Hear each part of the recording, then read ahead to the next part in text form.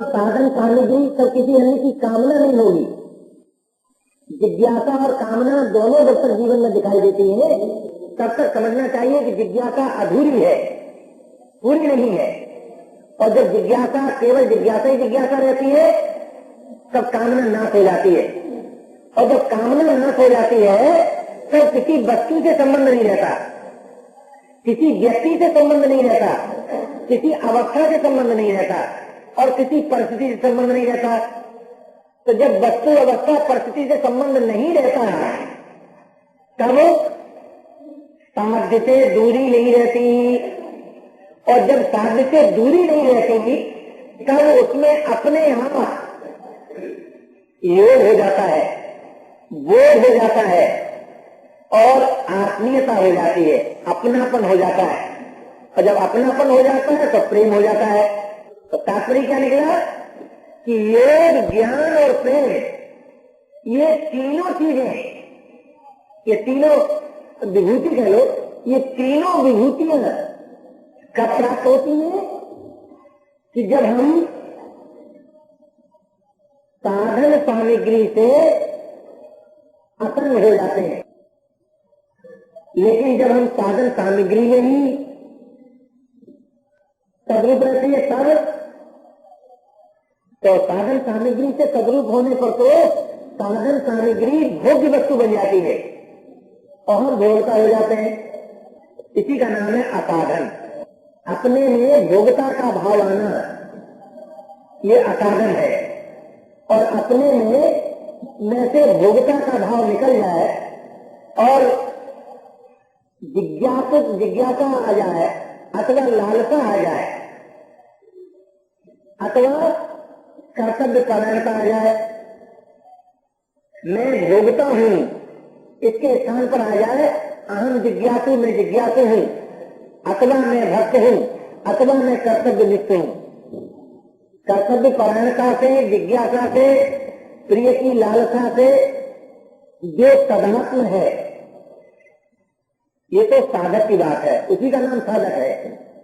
साधक का साध्य की लालसा से, साध्य की जिज्ञासा से भिन्न कोई अस्तित्व नहीं है। और इनको बताए साध्य की लालसा का दूसरा नाम ही साधक है, साध्य की जिज्ञासा का ही दूसरा नाम साध्य है, वो साधक है। तो साध्य की जिज्ञासा जिसमें है वो साधक और साध्य की लालसा जिसमें है वो साधक। तो भाई उस साध्य की जिज्ञासा की पूर्ति क्यों नहीं होती कि साध्य की जिज्ञासा के साथ साथ भोग की कामना भी है। अब ये जो आपको हमको जो साधक का एक अस्तित्व मालूम होता है, व्यक्तित्व मालूम होता है, वो कब मालूम होता है कि जब जिज्ञासा और कामना दोनों जीवन में दिखाई देती हैं। जिसे आप लोग मैं कहते हैं ना, सच्ची ईमानदारी की बात यह है कि मैं की सुना हुआ मैं तो बहुतों को मालूम है। कोई अपने को जीव कहता है तो कोई अपने को ब्रह्म कहता है तो कोई अपने को क्या क्या मुसीबत कहता है। लेकिन जाने में मैं का अगर पता चलाने चलो तो जिज्ञासा मिलेगी और कामना मिलेगी और उनमें से एक की निवृत्ति होगी और एक की पूर्ति होगी। जिज्ञासा कहते हैं इसको जिसकी पूर्ति हो और कामना कहते हैं इसको जिसकी निवृत्ति हो, अथवा जिसमें प्रवृत्ति हो। कामना की पूर्ति कभी नहीं होती, कामना की या तो निवृत्ति होती है या कामना के अनुरूप प्रवृत्ति होती है, किंतु पूर्ति कामना की कभी नहीं होती। परंतु व्यवहारिक बोलचाल में कहते थे हमारी कामना पूरी हो गई। क्या कामना पूरी हो गई कि खाना खाना चाहते थे कि खाना खा लिया। फिर क्या हुआ, जब तो खाना भी नहीं रहा और खाने की शक्ति भी नहीं रही। अगर भाई कामना पूरी हुई तो मिला क्या कि शक्ति का हैरान तो भोग्य वस्तु का बिना।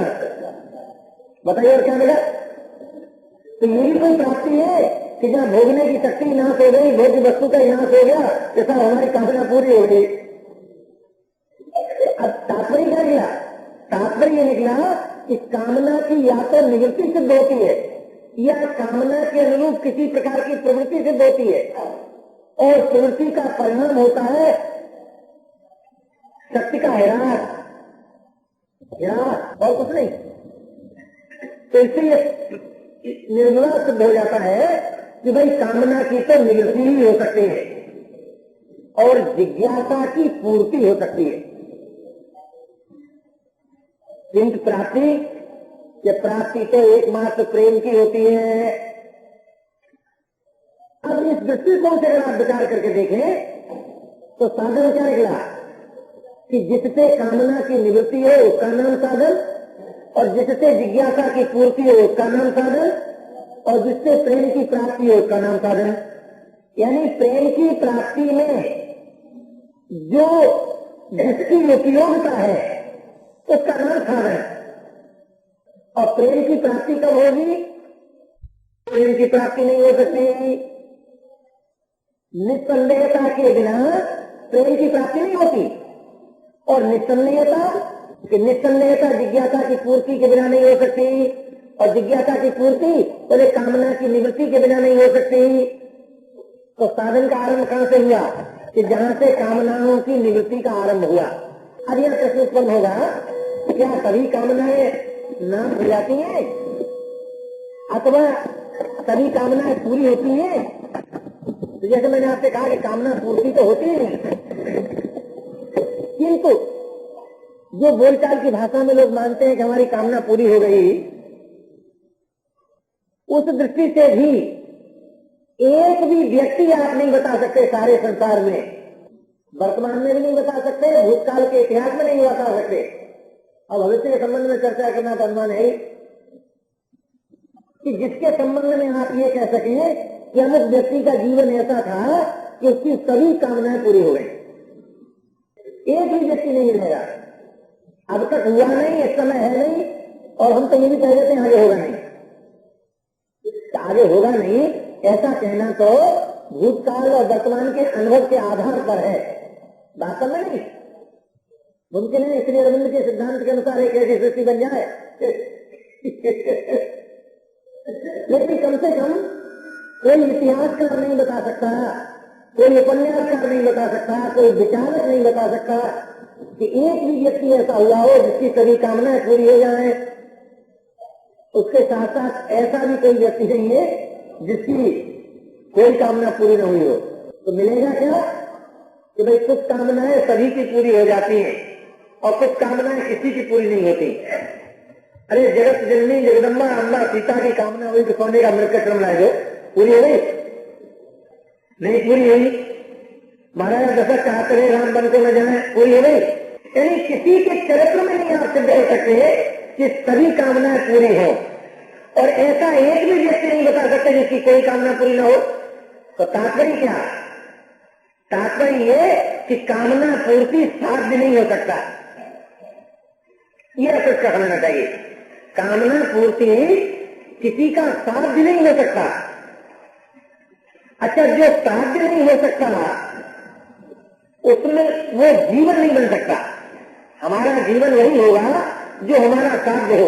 अतः कामना पूर्ति जीवन नहीं है। तो जब कामना पूर्ति जीवन नहीं है तो जो कामनाएं, तो फिर कामना आपूर्ति का जो भय मालूम होता है या कामना आपूर्ति में जो दुख मालूम होता है, ये तो केवल ब्रह्मात्मक बात हुई ना। जब कामना पूर्ति जीवन है ही नहीं तो कामना आपूर्ति का कोई आश्चर्य नहीं रहेगा।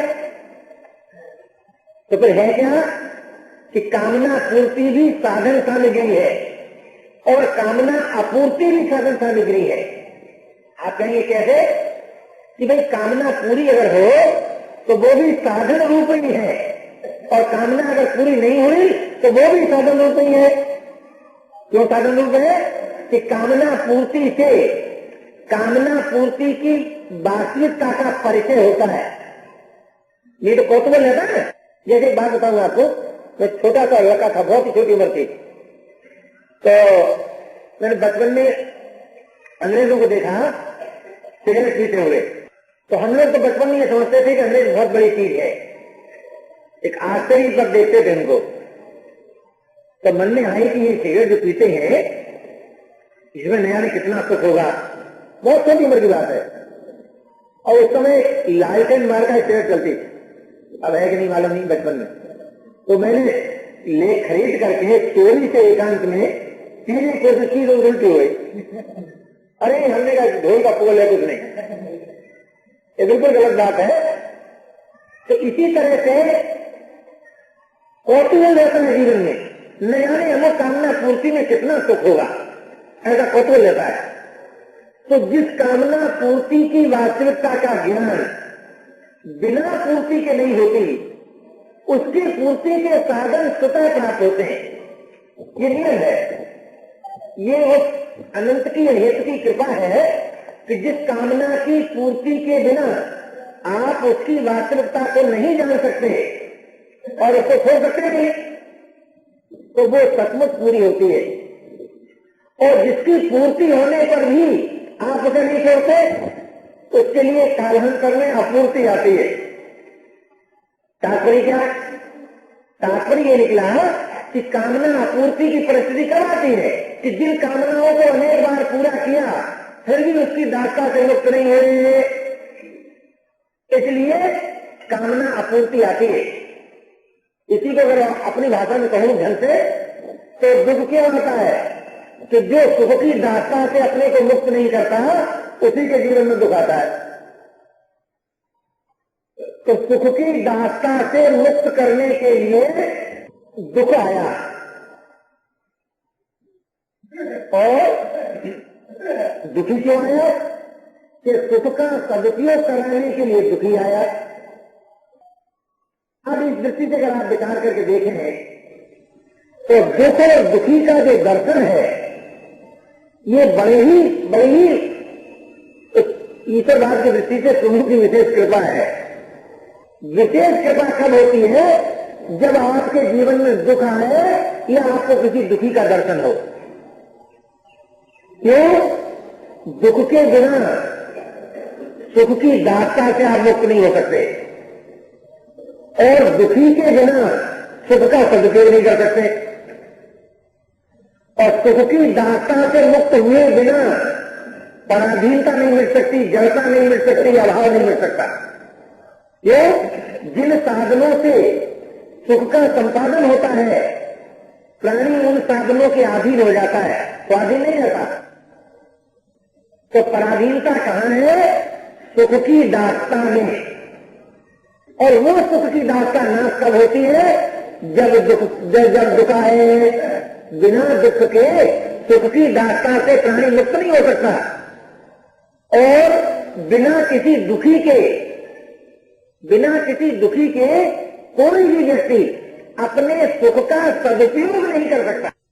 इस दृष्टि से दुख और दुखी विकास के मुख्य साधन हैं। लेकिन आज हमको जितना भय दुख से लगता है किसी से नहीं लगता, जितनी अरुचि दुखी से होती है उतनी किसी से नहीं होती। इसीलिए मेरा तो ऐसा विश्वास है कि जो दुख से भयभीत होता है और जो दुखी को नहीं अपनाता है, कम से कम दुख हरी से तो नहीं मिल सकता। इस दृष्टि से अगर आप विचार करें तो कामना जो अपूर्ति कहो अथवा दुख कहो, जीवन का बड़ा ही आवश्यक अंग है। उसके समान कोई भाग्यशील नहीं है कि जिसकी कामना पूरी ना हो। वैसे तो लोग ये कहते हैं ना, हम बड़े भाग्यशील हैं, हमारी कोई कामना पूरी हो गई। तो अगर कामना पूरी होने वाले का नाम भाग्यशील है तो अभागे के लिए कोई नाम नहीं है दुनिया में। अगर कोई ऐसा माने कि कामना पूरी होती है वही भाग्यशील है, तो फिर अभागा तो फिर कोई है ही नहीं, या तो ये सत्य निकलेगा। क्यों? दुखी जो है वो सुखी से अधिक भाग्यशील है। जो दुखी प्राणी है वो सुखी की अपेक्षा बहुत ऊंचा आदमी है। क्यों? दुख में समस्त विकास निहित है, सुख में विकास नहीं होते।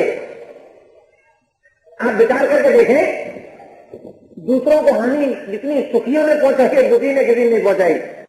इसलिए भाई यदि आपको साधन निर्माण करना है तो ये जो कामना पूर्ति अपूर्ति का जो द्वंद्व है इससे डरो मत,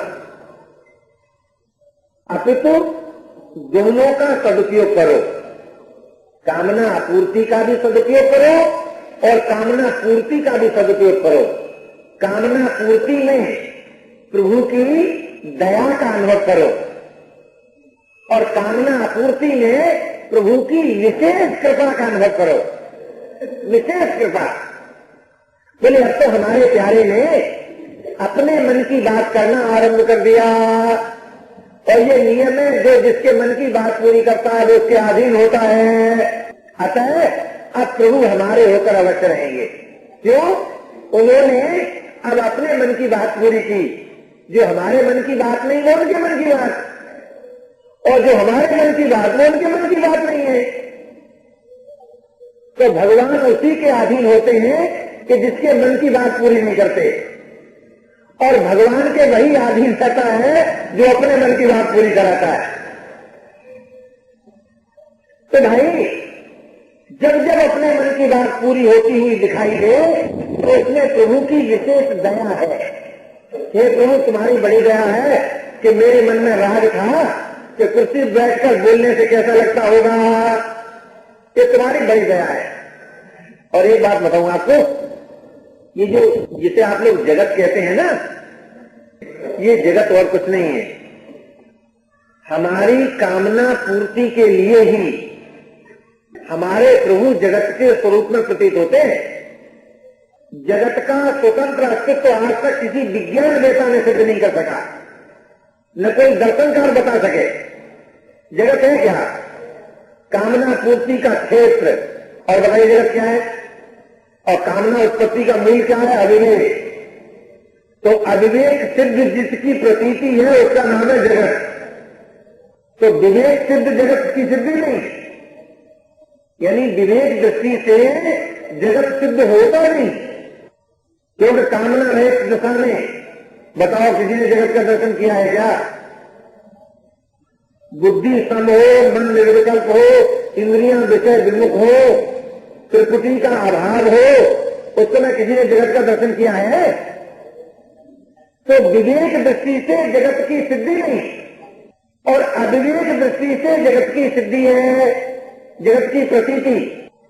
लेकिन जगत की प्रतीति जिसमें है वो कौन है? कि भाई वो है जिसकी स्वतंत्र सत्ता हो।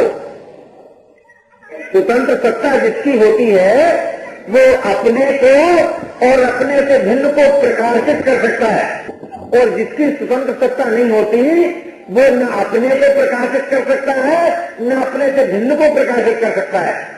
आप बताओ जगत में कौन सी ऐसी वस्तु है जो अपने आप अपने को प्रकाशित करे? क्या कभी आपके हाथ में ये कहा कि मैं आपका हाथ हूं? क्या आपकी इंद्रियों ने कभी कहा मैं आपकी इंद्रियां हूं? क्या आपके मन ने कभी कहा कि मैं आपका मन हूं? आप भले ही कहते रहो कि मन मेरा, कि बुद्धि मेरी, कि इंद्रियां मेरी, कि शरीर मेरा, कि प्राण मेरा, लेकिन किसी वस्तु ने तो आपको आज तक कहा नहीं। तो जो स्वयं पर प्रकाश है, स्वयं प्रकाश नहीं है, उसकी स्वतंत्र सत्ता हो नहीं सकती, और जिसकी स्वतंत्र सत्ता नहीं हो सकती वो किसी अन्य की सत्ता से ही प्रकाशित है। तो जगत जिसकी सत्ता से प्रकाशित है वही आस्तिक का अपना आप है, वही आस्तिकों का भगवान है। भगवान कौन? कि जिसकी सत्ता से जगत प्रकाशित है। अब आप विचार करके देखो कि जिसकी सत्ता से जगत प्रकाशित हुआ तो क्या जगत में किसी और की सत्ता है?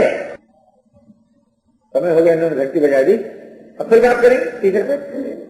लेकिन ये तो हुआ उसका स्वरूप, परंतु दिखाई क्या देता है? साधक को अपने में क्या दिखाई देता है? कि जिज्ञासा और कामना। तो जिज्ञासा और कामना का जो पुंज है, जो समूह है, उसी को हम लोग और आप लोग मैं के नाम से कहते हैं कि मैं हूं, मैं हूं। अब वो शास्त्रों को सुना हुआ मैं चाहे कौन सा हो, चाहे वो आत्मा हो, चाहे वो ब्रह्म हो, उसकी बात हम नहीं जानते। लेकिन हमारा आपका जो दैनिक बोलचाल का जो मैं है वो क्या है? कामना और जिज्ञासा का पुंज है। उसमें एक की निवृत्ति हो गई, एक की पूर्ति हो गई, अंत में रह गया प्रेम। तो प्रेम क्या है? कि प्रेम है प्रेमास्पद का स्वभाव है। इस दृष्टि से क्या सिद्ध हुआ कि साधन तत्व क्या है? कि साधन तत्व है साध्य का स्वभाव। साध्य का जो स्वभाव है उसी का दूसरा नाम है साधन तत्व। और उसी साधन तत्व से प्रत्येक भाई बहन को अभिन्न होना है। किससे अभिन्न होना है? प्रेम से। अभी सिद्ध हुआ ना कि साधन तत्व है प्रेम। तो उस प्रेम से अभिन्न होने के लिए जिज्ञासा की पूर्ति अनिवार्य है, और जिज्ञासा की पूर्ति के लिए कामना निवृत्ति अनिवार्य है। तो तात्पर्य क्या निकला कि कामना निवृत्ति, जिज्ञासा की पूर्ति और प्रेम की प्राप्ति, ये तीनों ही युगपद हैं। तो जीवन है कहां? जहां प्रेम की प्राप्ति है।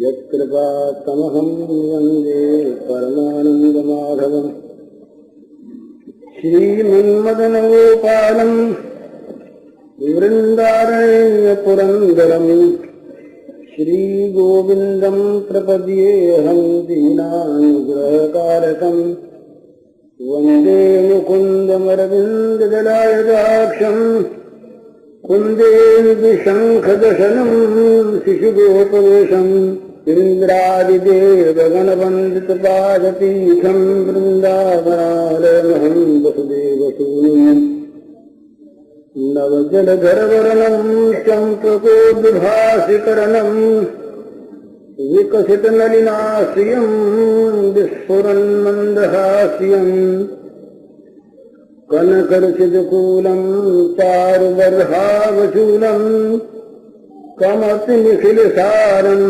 नौमि गोपीकुमारम् वंशीविभूषितकरान्नवनीरदाभात् पीताम्बरादरुणजुम्बफलाधरोष्ठात् पूर्णेन्दुसुन्दरमुखादरविन्दनेत्रात् कृष्णात् परम किमपि तत्त्वमहं न जाने।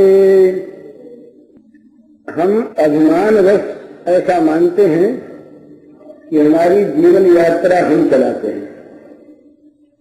ये प्रश्न का उत्तर दे रहा हूं।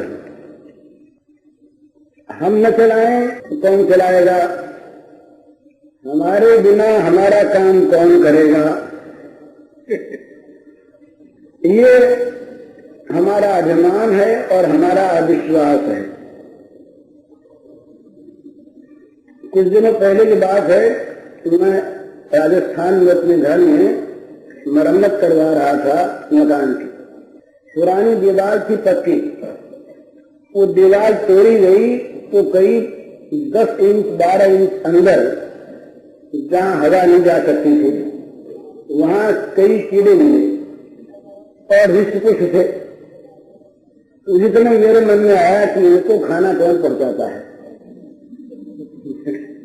उसके अंदर न कहीं ये जा सकते न आ सकते, कुटके पड़े हैं, जरा सी बीच में खोखली जगह इसमें, और जीवित हैं, हिस्स हैं। तो जो सब जगह है प्राणियों को खाने को देता है, जो बच्चे का निर्माण होते ही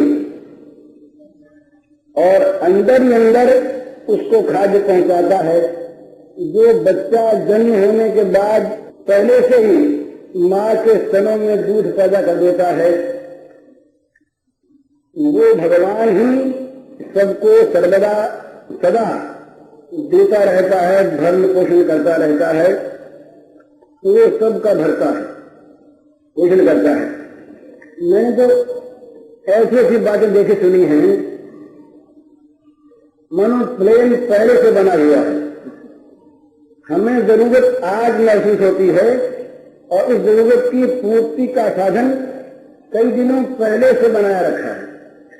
मैंने सुनाया था उस दिन वो कैलाश बाबू वाली बात, सर कैलाश बोस की, आज सुनी महाराज? अंजीर वाली। तो 4 दिन पहले से 5 दिन पहले से वो चीज तैयार। तो ये जो प्रश्न है कि यदि कोई किसी के द्वार पर न जाकर और वाणी से न बोलकर, ईश्वर से भी याचना न करके चुपचाप साधना करता रहे, क्या उसकी जीवन यात्रा बिना संसार से निर्विघ्न समाप्त हो सकती है? यदि हो सकती है तो किस साधन से? जो साधन क्या पूछना है? जब सारे साधनों को हम छोड़ देते हैं तब वो साधन अपने आप बन जाता है। तो साधनों का जब तक हमारे मन में आश्रय है तब तक हमारे साधन हमारी आवश्यकता की पूर्ति नहीं होगी। और जब आप सारे साधनों को छोड़कर मन से, वाणी से, ईश्वर से याचना करना भी छोड़कर मृत्यु तो हो जाते हैं, फिर साधन के बाद मन में क्यों आशिक के साधन से पूर्ति हो? तो यही साधन है कि जहाँ पर किसी भी साधन की आशा नहीं, किसी भी साधन का आधार नहीं, बस या तो सर्वथा निष्साधन हो जाए तो भगवान आपके साधन बन जाएंगे। साधन करते नहीं है हमारे अभिमान की पूर्ति वही करते हैं, हमारा अभिमान नहीं करता।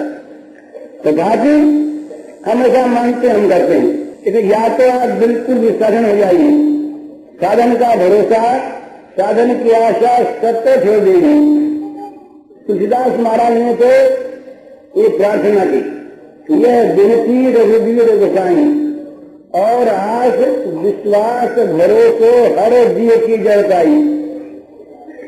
वो कहते हैं जीव की जड़ता क्या है? हमारे हृदय का सबसे बड़ा मूर्खपना क्या है? आशा, दूसरे की आशा, दूसरे का विश्वास, दूसरे का भरोसा, यही सबसे बड़ी जड़ता है। इसी जड़ता में हम सब फंसे हुए हैं और बार बार निराश होते हैं। जो अपने साधनों के द्वारा आवश्यकता की पूर्ति चाहता है उसकी आवश्यकता सदा अपूर्ण रहती है क्योंकि वो साधन स्वयं पूर्ण है। और जो परिपूर्णतम भगवान के साथ अपनी आवश्यकता को मिला देता है, अर्थात जिसकी आवश्यकता भगवान है, भगवान जिसकी आवश्यकता है और उस आवश्यकता की पूर्ति भी उस आवश्यकता से ही है और से नहीं, वहां आवश्यकता अपूर्ण रहती नहीं। महाराज जी के कथनानुसार तो जिज्ञासा की निवृत्ति और कामना की पूर्ति ये सब अपने आप हो जाती है। महाराज, जहां हमने केवल मात्र अपने भगवान को अपनी आवश्यकता मान लिया, वहां सारी जिज्ञासा निवृत्त हो गई और सारी कामनाओं की पूर्ति हो गई। ये तभी तक कामनाएं हैं और तभी तक जिज्ञासा है जब तक हम एक भगवान को, एक अपने भगवान को, एक अपने प्रेमास्पद भगवान को अपनी आवश्यकता ही बना लेते। उसमें बड़ी अजब चीज ये होती है कि फिर वो प्रेमास्पद प्रेमी या आवश्यकता की पूर्ति के साधन, ये तीनों एक बन जाते हैं। भगवान ही आवश्यकता है, भगवान ही आवश्यकता की पूर्ति है और भगवान ही आवश्यकता की पूर्ति के साधन है। इसके बाद कुछ कामना रहती नहीं। तो अगर आप एकांत में भगवान का भजन ध्यान करना चाहते हैं तो सबसे पहले आप भगवान को अपनी आवश्यकता बना लीजिए। भगवान ही आपके लिए एकमात्र प्राप्त वस्तु हैं, बस फिर अपने आप साधन होगा तो साधन के विघ्न अपने आप मिट जाएंगे। और फिर ये प्रश्न नहीं रहेगा कि हम किसी से मांगे न मांगे, ले न ले, याचना करें न करें। ये सवाल भी अविश्वास के सवाल हैं। अगर हमने किसी से कह भी दिया तो उसमें हमारा बंधन नहीं होता, और किसी से न कहकर भी हम अगर मन में चाहते रहे तो रोज कहते हैं, दिन भर कहते रहते हैं, मुंह से न कहा हमने और मन में चाहते हुए भी अब की तो पूर्ति हुई नहीं, जीवन यात्रा चलेगी कैसे, यूं चल जाए, यूं भगवान बना दें, यूं कोई भेज दें, तो दिन भर तो मांग रहे हैं मुंह से मांगने का नहीं है। मुंह से न मांग कर भी हम मांगने वाले बने रह सकते हैं, और मुंह से मांग कर भी बिना मांगने वाले, भाव की चीज है ये। एक बार करी के बाद किसी ने उनसे पूछा ये भगवान के प्रसाद के संबंध में, तो फिर बात याद नहीं रही। उसमें भी यही बात है। एक दृष्टांत है शिवाजी महाराज का, मैंने करते भी न करें और न करके भी करें, वो कर्म न करके कर्म करने वाले बन जाएं और कर्म करके कुछ भी न करने वाले बने रहें। यही भाव की चीज है। कर्मण्य कर्म ये प्रसेद